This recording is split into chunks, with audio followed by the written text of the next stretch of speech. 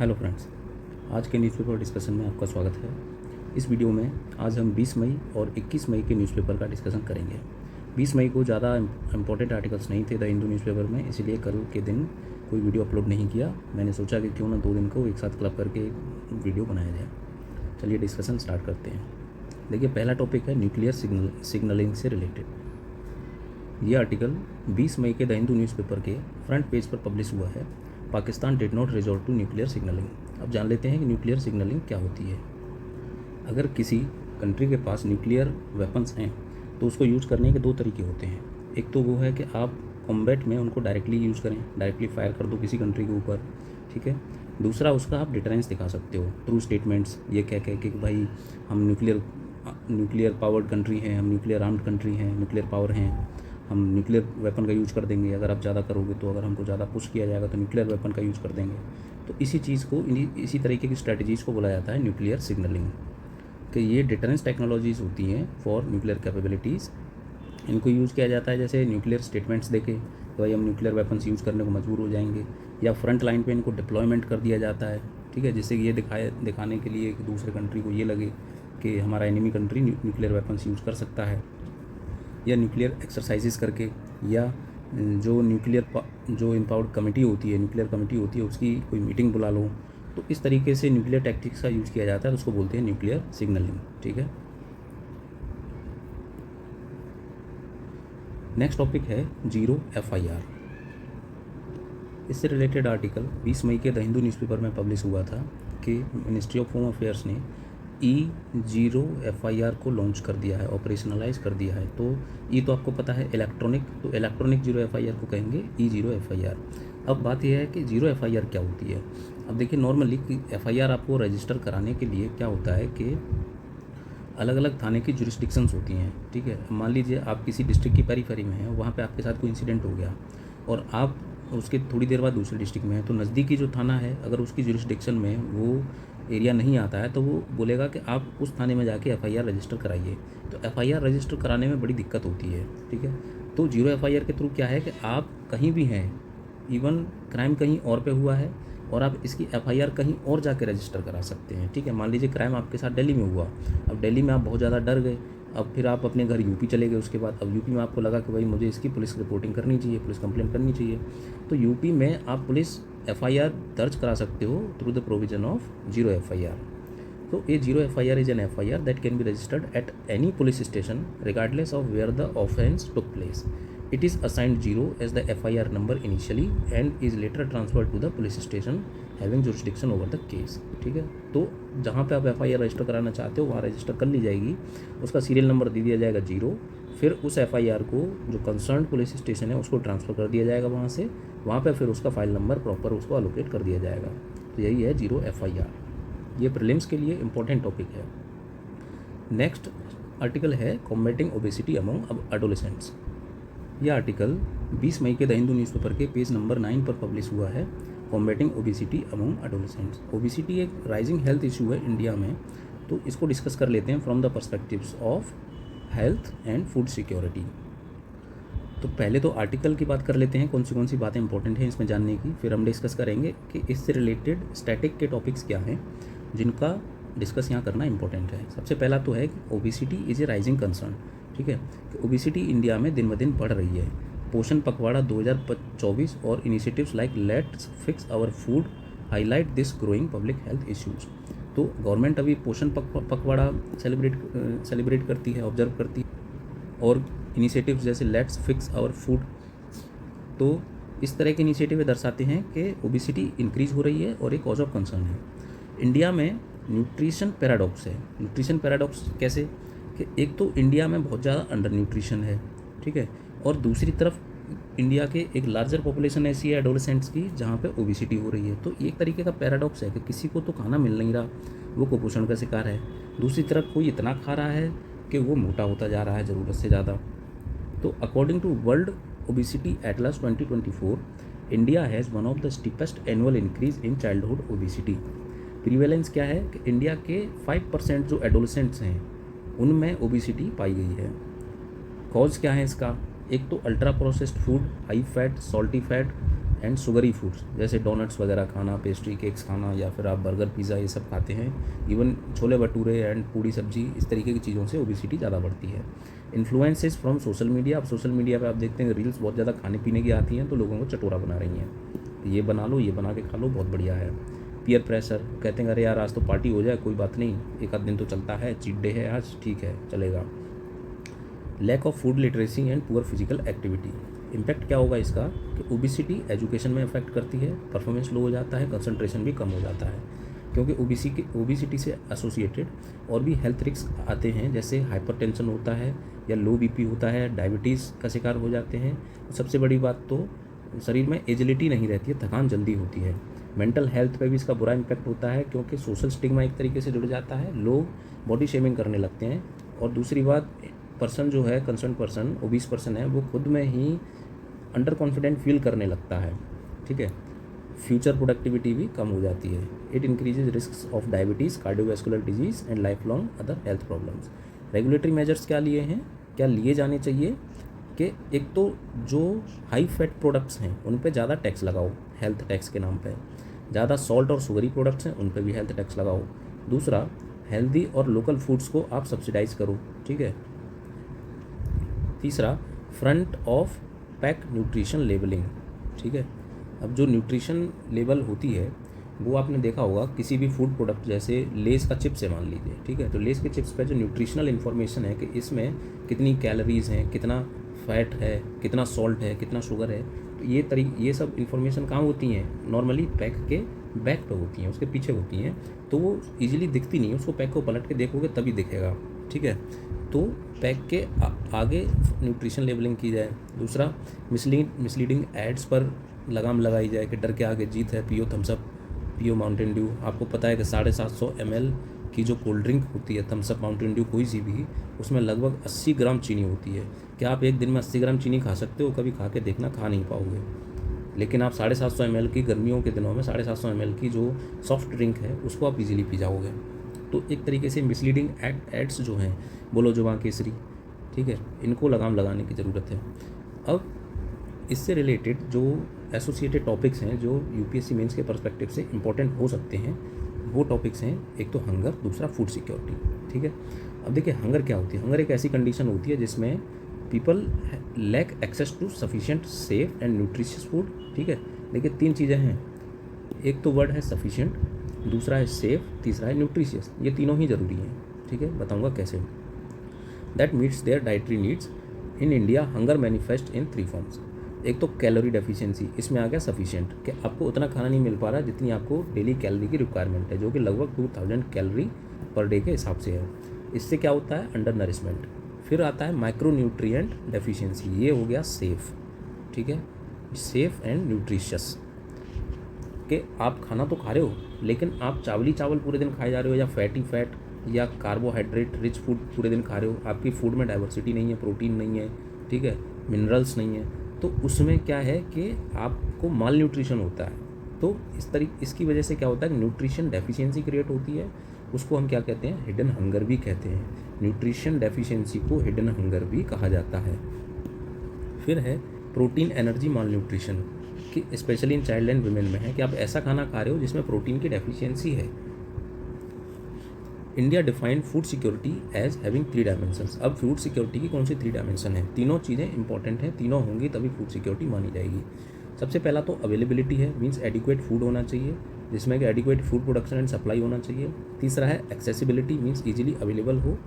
Physical and economic access to food, ऐसा नहीं हो कि खाना जो जहाँ मिल रहा है खाने की चीज़ें वो आपके घर से 10 किलोमीटर दूर हैं, तो वो तो इनएक्सेसिबल हो गया ना एक तरीके से, बहुत मुश्किल हो जाएगा खाना वहाँ से लेके आना। फिर तीसरा है अफोर्डेबिलिटी, कि खाना इतना महंगा ना हो कि एक आम आदमी भी 2 टाइम का खाना ना खा पाए। तो ये तीनों चीज़ें इम्पॉर्टेंट हैं, तीनों चीज़ों मिलके बनाती हैं फूड सिक्योरिटी। करंट सिनारियो क्या है कि ग्लोबल हंगर इंडेक्स में इंडिया की 125 में से 111 रैंक है 2023 के हिसाब से। नेशनल फैमिली हेल्थ सर्वे 5 का जो डेटा है वो हाईलाइट करता है कि 35% children under 5 are stunted. Stunted means उनकी हाइट एज के हिसाब से कम है, और 32% चिल्ड्रन जो हैं under 5 they are underweight, means age के हिसाब से उनमें वजन भी कम है। तो ये किसकी वजह से है, ये है फूड इनसिक्योरिटी की वजह से। अब causes of hunger and food insecurity, किस कारण से भूखमरी और फूड इनसिक्योरिटी होती है। तो सबसे पहला तो है पॉवर्टी एंड अनएम्प्लॉयमेंट, कि पैसा ही नहीं है खरीद के खाने का। फिर है इनइक्विटेबल एक्सेस, के बहुत दूर है। मार्जिनलाइज्ड कम्युनिटी हैं, उनको या तो ऐसे समाज में रह रहे हैं जहाँ पे इजीली चीज़ें अवेलेबल नहीं हैं। वुमेन एंड ट्राइबल पॉपुलेशन, ठीक है। Climate change and crop failures, इसकी वजह से क्या होता है कि प्रोडक्शन ही कम हो जाता है। सूखा आ गया या बाढ़ आ गई या रेनफॉल गलत टाइम पे हो गया तो प्रोडक्शन ही कम हो गई, तो फूड प्रोड्यूस ही कम होगा तो फूड महंगा हो जाएगा। फूड महंगा हो जाएगा तो अनअफोर्डेबल हो जाएगा, तो ये अफोर्डेबिलिटी वाला जो क्राइटेरिया है ये फुलफिल नहीं होगा। फिर है पोस्ट हार्वेस्ट लॉसेज, ठीक है। हार्वेस्ट करने के बाद में जैसे स्टोरेज फैसिलिटी प्रॉपर नहीं है, ट्रांसपोर्टेशन ठीक नहीं है, सप्लाई चेन्स प्रॉपर नहीं है, तो इसकी वजह से भी फूड सिक्योरिटी को थ्रेट होता है। फिर है policy gaps, leakage in public distribution systems, के भाई कोटा में जो भी राशन आता है वो बीच में ही गायब हो गया या एक्सचेंज कर दिया। अच्छी क्वालिटी का राशन आया था लेकिन उसको घटिया क्वालिटी के राशन से रिप्लेस कर दिया गया करप्शन करके। Exclusion errors in food schemes, अब मान लीजिए कि कहते हैं कि आपको अगर पीडीएस का फ़ायदा लेना है तो आधार लिंकिंग जरूर होनी चाहिए, आधार होना चाहिए। अब किसी के पास आधार ही नहीं है, कोई ट्राइबल पॉपुलेशन है मान लीजिए, या कोई बहुत ही रिमोट एरिया है जहाँ पे आधार ही नहीं है, या आधार है लेकिन जो पीओएस मशीन है, जो आधार से जो मशीन लिंक करती है वो काम ही नहीं कर रही है, वहाँ इंटरनेट ही नहीं है, तो आप आधार से वेरिफिकेशन कर ही नहीं पाओगे, तो वहाँ तो आप एक्सक्लूजन हो गए ना। तो इसको बोलते हैं exclusion error. Malnutrition and lack of awareness, ठीक है। पुअर डाइटरी डाइवर्सिटी, मतलब आप खा रहे हो तो सिर्फ दाल चावल खा रहे हो या रोटी सब्जी खा रहे हो, आपकी डाइट में प्रॉपर प्रोटीन के सोर्सेज हैं ही नहीं, ठीक है, या कार्ब्स के सोर्सेज नहीं है, या विटामिन के प्रॉपर सोर्सेज नहीं है।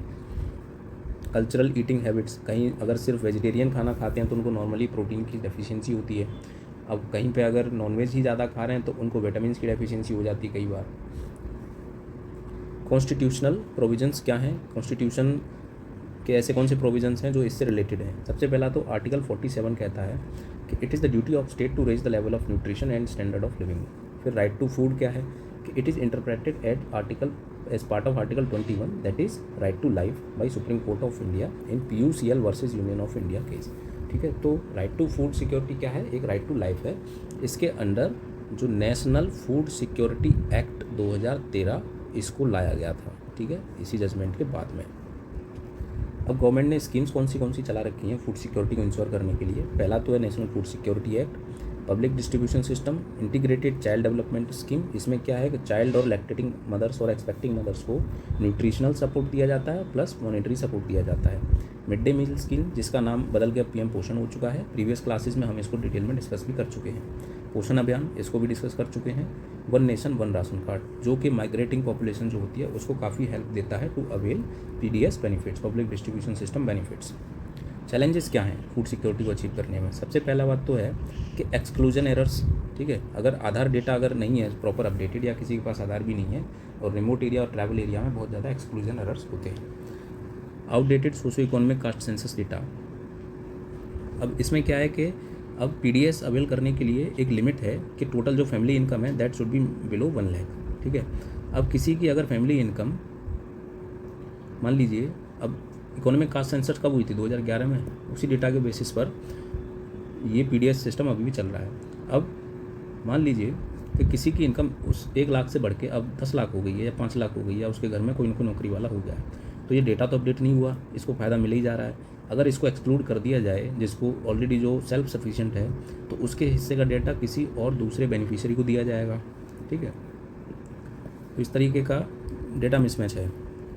Corruption and leakage, poor nutritional diversity, focus remains on calories not balanced nutrition. अभी हमारा फोकस क्या है, सिर्फ कैलोरी पे ही बेस्ड है। Low agricultural productivity and farmer distress, urban foods insecurity due to rising cost of living. खाना महंगा होता जा रहा है तो लोग क्या कर रहे हैं, सस्ते खाने के ऑप्शंस पर स्विच करते जा रहे हैं। अब देखिए सर्दियों में नॉर्मली जो एग्स होते हैं, एग्स बिकम कॉस्टली, ठीक है। नॉर्मली जो अंडा 6 रुपये का एक मिल जाता है, वो सर्दियों में अंडा चला जाता है 8 रुपये का। अब जो बंदा महीने में 1 ट्रे अंडे की खा रहा था, वो अब बस 15 ही अंडे खाएगा, ठीक है, क्योंकि महंगा हो गया, और भी चीज़ें खाने पीने की महंगी हो रही हैं। तो इसके चलते food security rising cost of living की वजह से भी इम्पैक्ट होती है। आगे हमें क्या करना चाहिए, एग्रीकल्चर में रिफॉर्म लेके आओ, डाइवर्सिफिकेशन करो क्रॉप्स में, कि सिर्फ गेहूं और चावल उगाने से काम नहीं चलेगा, आपको दाल और मिलेट्स भी उगाने पड़ेंगे। क्लाइमेट रेजिलिएंट क्रॉप्स लेके आओ, जिससे कि क्लाइमेट चेंज का क्रॉप्स के ऊपर इम्पैक्ट ना पड़े, क्रॉप फेलियर ना हो। यूनिवर्सलाइज एंड रिफॉर्म पीडीएस, मतलब पब्लिक डिस्ट्रीब्यूशन को रिफॉर्म कीजिए। न्यूट्रिशन सेंसिटिव एग्रीकल्चर को बढ़ाइए, मतलब मिलेट्स, पल्सेज एंड हॉर्टिकल्चर को प्रमोट कीजिए। अर्बन फूड सिक्योरिटी प्रोग्राम्स लेके आइए, जिसमें कि जो अर्बन पुअर हैं उनको इंक्लूड कीजिए इन पीडीएस। आईसीडीएस एंड पोषण 2.0, ICDS means integrated child development scheme, पोषण 2.0, इसमें क्या है कि कम्युनिटी मॉनिटरिंग को बढ़ाइए और डेटा को इम्प्रूव कीजिए। अवेयरनेस कैंपेन चलाइए regarding dietary choices and hygiene. फिर कुछ न्यूट्रिशन डेफिशिएंसी से रिलेटेड डिसऑर्डर्स हैं जो एग्ज़ाम के हिसाब से इंपॉर्टेंट होते हैं, कई बार साइंस एंड टेक के पोर्शन में पूछ लिया जाता है कि जैसे प्रोटीन की डेफिशिएंसी होती है तो कौन सी रोग होता है, क्वारशियोरकर। प्रोटीन एंड कैलोरीज कमी होती है तो मैरास्मस। विटामिन ए की वजह से जीरोप्थैल्मिया और नाइट ब्लाइंडनेस। विटामिन डी की वजह से क्या होता है, बच्चों में रिकेट्स एंड एडल्ट्स में ऑस्टियोमलेशिया। तो ये आप पढ़ लीजिएगा, काफ़ी इंपॉर्टेंट है। अब सोशो इकोनॉमिक कॉन्सिक्वेंसेस क्या होते हैं hunger, obesity and mall nutrition के। सबसे पहला तो हेल्थ इम्पैक्ट है।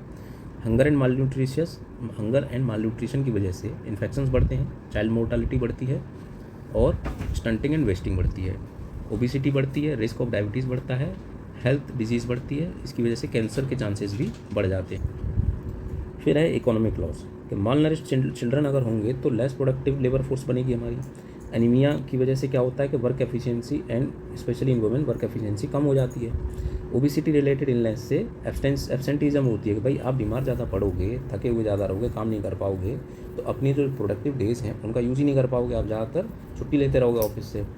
तो malnutrition can cost a country up to 2 to 3% of its GDP annually.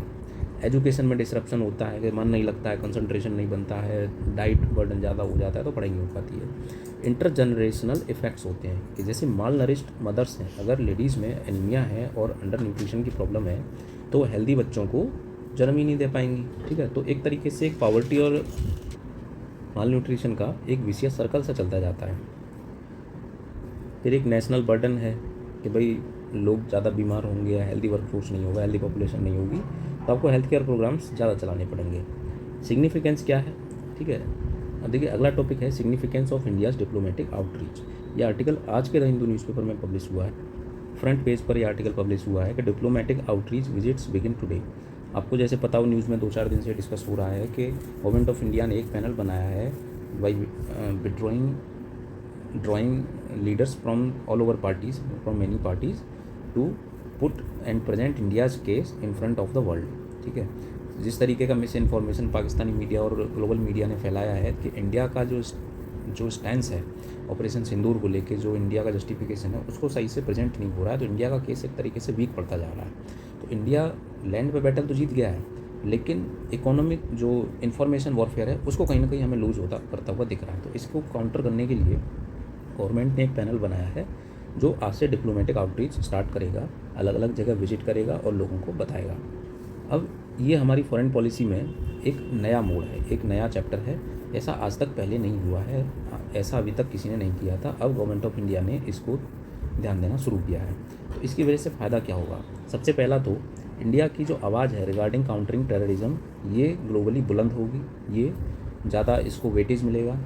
तो हम जिनको हम ग्लोबल टेररिस्ट घोषित करना चाहते हैं, जिनको दूसरे कंट्रीज़ यूएनएससी में जाके ब्लॉक कर देते हैं, उससे हम उनको ग्लोबल टेररिस्ट डिक्लेयर कर पाएंगे। दूसरा है यूनाइटेड पॉलिटिकल स्टैंड बन पाएगा against terrorism and in globally and in domestic. फिर है जो ग्लोबल नैरेटिव है, जो ये है कि भाई पाकिस्तान कह रहा है कि हमारे ऊपर इंडिया ने एग्रेशन कर दिया, हमने कुछ नहीं किया, इंडिया ने पहले से अटैक कर दिया। तो ये ग्लोबल नैरेटिव जो बन रहा है, और ग्लोबल नैरेटिव ये भी है कि Indian army is week, Indian air force is week, Pakistan ने इतने रफाल गिरा दिए, ये कर दिया वो कर दिया, तो उसको काउंटर किया जा सकता है। फिर टारगेटिंग की global powers, visits to countries including UNSC members aim to build pressure on Pakistan, support India's strategic interest and further its case of UNSC reform. Bilateral and regional gains भी हमें होंगे इससे कि हम दूसरे कंट्रीज़ के साथ इंगेजमेंट बनाएंगे Asia, Africa and middle east में, इससे कि हमारा जो सिक्योरिटी कोऑपरेशन है उन कंट्रीज़ के साथ में बढ़ेगा। फिर है public diplomacy and soft power India की बढ़ेगी। नेक्स्ट टॉपिक है एक्सियम मिशन।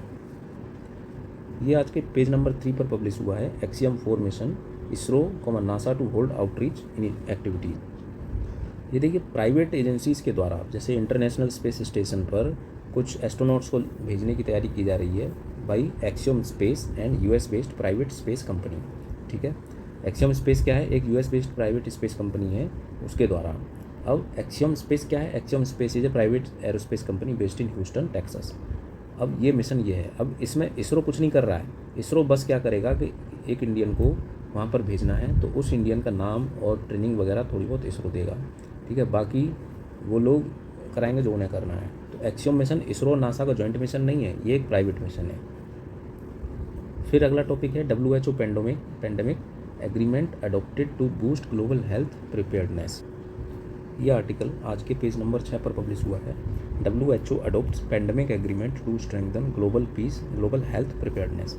ये एग्रीमेंट जो है काफ़ी इंपॉर्टेंट है from perspective of pandemics like कोविड-19। अब इससे क्या इंश्योर होता है, अब हम देख लेते हैं कि जो WHO मेंबर कंट्रीज़ हैं उन्होंने यूनानिमसली एडोप्ट किया है सबसे पहला, अपनी तरह का सबसे पहला पेंडेमिक एग्रीमेंट।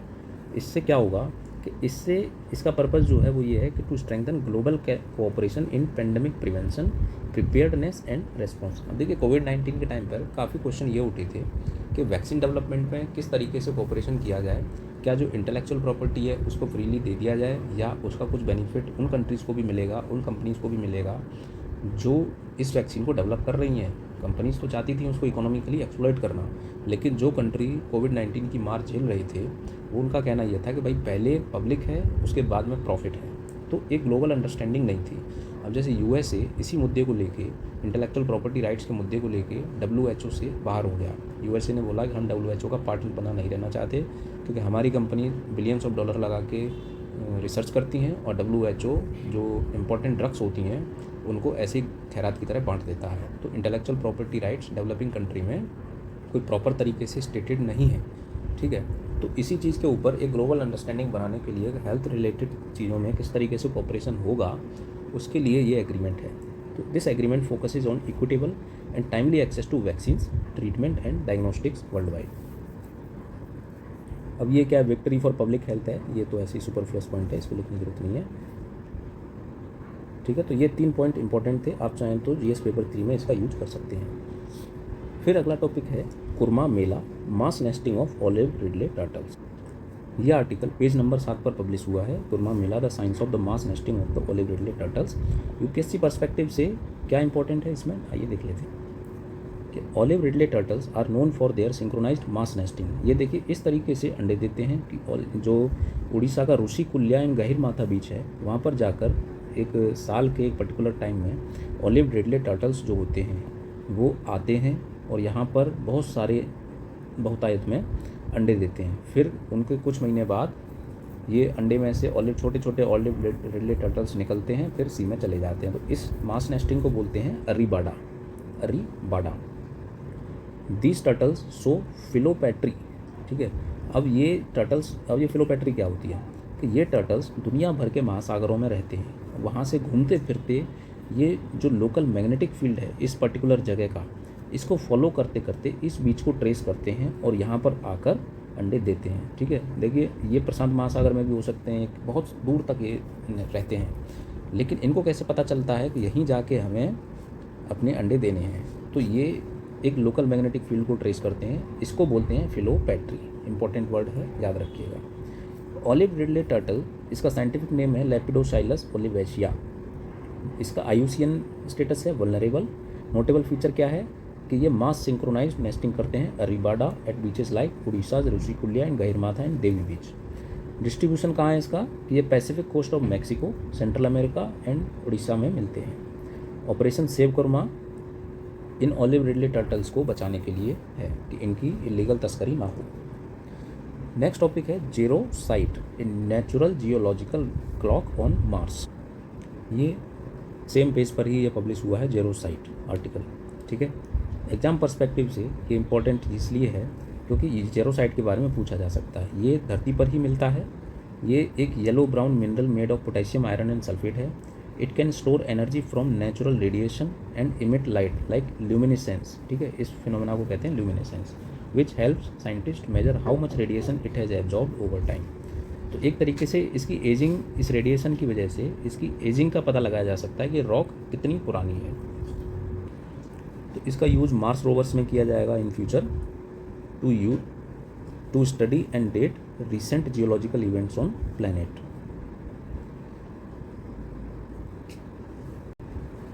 नेक्स्ट टॉपिक है India's new normal in counter terrorism.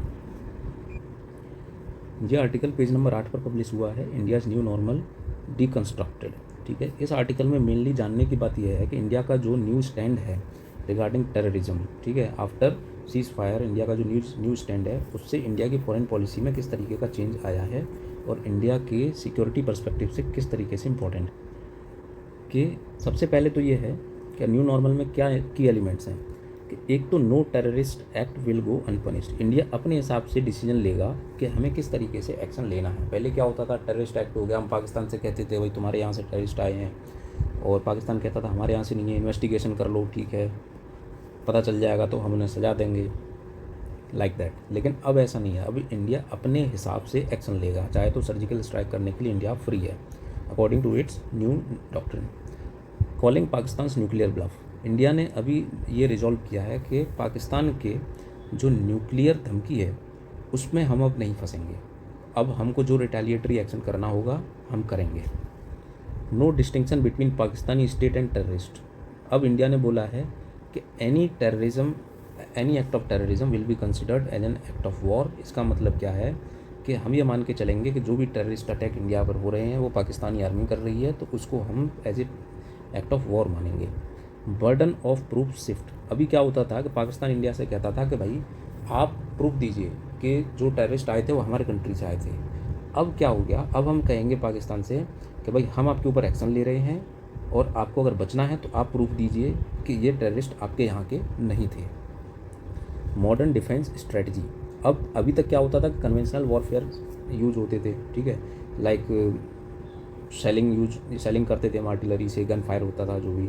लेकिन अब क्या है कि प्रिसीजन स्ट्राइक्स होने लगे यूजिंग मिसाइल्स एंड ड्रोन्स, तो ये एक बड़ा चेंज है। सेल्फ रिलायंस, इंडिया अपनी इंटेलिजेंस के ऊपर ही सेल्फ रिलाई करेगा जो भी ऑपरेशन होंगे, ठीक है, इंटरनेशनल सपोर्ट की कोशिश नहीं करेगा कि हम यूएसए की हेल्प ले लें इन्फॉर्मेशन गैदरिंग में, उसके नहीं, अपना जो इंटेलिजेंस है उसके हिसाब से हम काम करेंगे। Conditions of operation, trade, water sharing and dialogue depend strictly on Pakistan abandoning terrorism and returning POJ के।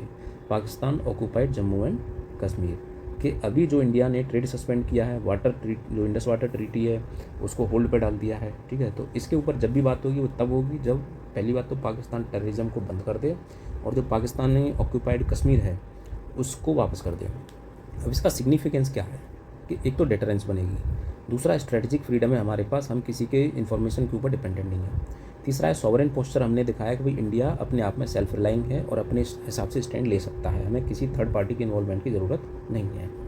चौथा है कि नेशनल यूनिटी एंड रिजॉल्व, इससे ये पता चलता है कि इंडिया की जो जनता है, जो पॉलिटिकल यहाँ की पार्टीज़ हैं वो गवर्नमेंट के पीछे इस मामले पर फुल सपोर्ट कर रही हैं और गवर्नमेंट को ये पूरी पावर दे रही है कि वो चाहे जैसे इसको रिजॉल्व कर सके। मिलिट्री मॉडर्नाइजेशन पे अब फोकस होगा क्योंकि प्रिसीजन वॉरफेयर का इन्वॉल्वमेंट यहाँ हो चुका है, ड्रोन वगैरह। रेड लाइन्स हमने क्लियर कर दी हैं कि भाई अब टेररिज्म हुआ तो अब हम जवाब देंगे।